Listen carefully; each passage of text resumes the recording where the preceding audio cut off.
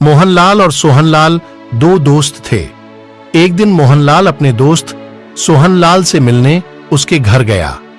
सोहनलाल ने अपने दोस्त मोहनलाल को अपने घर आया देख खुश होकर बोला, अरे यार, इतने दिनों बाद तुम मुझसे मिलने आए, और बताओ सब कुशल मंगल है? सोहनलाल की इतनी बातें सुनकर मोहनलाल बोला, अरे यार, सब ठीक है। शहर में रहते रहते ऊब चुके हैं। चलो यार, कहीं घूमने चले। शहर में रहते हुए सोहनलाल भी ऊब चुका था, इसलिए सोहनलाल बोला, चलो किसी दूर गांव में घूमने चले।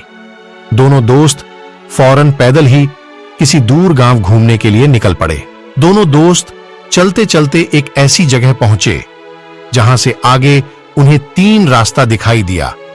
अब यह बिल्कुल भी पता नहीं था कि कौन सा रास्ता गांव की ओर जा रहा है।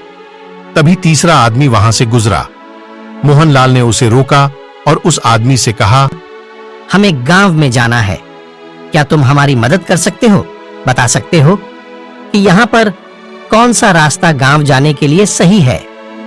वह आदमी बोला कि तुम इन्हीं 2 रास्तों से गांव जा सकते हो, और तीसरा रास्ता तो तुम्हें शहर ले जाएगा। गांव जाने के लिए एक रास्ता छोटा है और दूसरा रास्ता बड़ा है। दोनों दोस्त कहने लगे कि हमें तो छोटा रास्ता ही चाहिए। तो वह तीसरा आदमी बोला, छोटा रास्ता बहुत मुश्किल है और बड़ा रास्ता आसान है। दोनों आदमी उसकी ओर देखने लगे। फिर मोहनलाल कुछ सोचते हुए बोला, क्या तुम हमें बता सकते हो कि छोटे रास्ते पर जाना क्यों मुश्किल है? मोहनलाल की इतनी बातें सुनकर वह आदमी बोला, छोटा रास्ता जंगल से होकर जाता है, जहां पर जंगली जानवर भी हो सकते हैं, और बड़ा रास्ता तुम्हें एक रेगिस्तान में से होकर गुजारेगा। वहां पर तुम्हें पानी नहीं मिलेगा। मेरे ख्याल से तुम लोगों को बड़े रास्ते से जाना चाहिए, क्योंकि यदि तुम लोग छोटे रास्ते से जाते हो तो वहां पर जंगली जानवर से बचकर निकलना पड़ेगा। उस आदमी की ऐसी बातें सुनकर सोहनलाल बोले, यदि मुझे पता होता कि गांव जाने के लिए इतनी मुश्किल उठानी पड़ेगी तो मैं घर से निकलता ही नहीं। क्योंकि जंगली जानवर से बचना आसान नहीं होता है। इसलिए दोनों दोस्तों ने उस आदमी के अनुसार रेगिस्तान वाले रास्ते से गांव जाने लगे। तो उन्हें रास्ते में चारों ओर खुला मैदान दिखाई दे रहा था।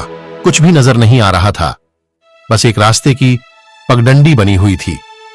इतनी गर्मी में धूप भी अपना पूरा असर दिखा रही थी। गर्मी में चलने के कारण दोनों बहुत थक चुके थे। जैसा कि उस आदमी ने बताया था, यहां पर पानी नहीं था। बड़ी मुश्किल से गांव पहुंचे और मोहनलाल अपने दोस्त सोहनलाल से बोले, ये गांव तो बहुत ही दूर है और यहाँ पर आना बहुत मुश्किल है। तभी एक गांव वाला आदमी उनके पास आया। उसको देखकर मोहनलाल फौरन बोले, तुम लोगों को तो बड़ी ही परेशानी होती होगी गांव से बाहर जाने में। मोहनलाल की इतनी बातें सुनकर वह आदमी हंसते हुए बोला, हमें तो कोई भी परेशानी नहीं होती है। हम तो उस जंगल के रास्ते से बाहर निकल जाते हैं, क्योंकि वह छोटा है। उस गांव वाले की ऐसी बातें सुनकर सोहनलाल बोले, पर वहां पर तो जंगली जानवर होते हैं। गांव वाला बोला, आप लोगों को किसने बताया कि वहां पर जंगली जानवर है? वहां तो कोई भी जंगली जानवर नहीं रहता है, सिर्फ जंगल है, और वह भी अब आधा कट चुका है।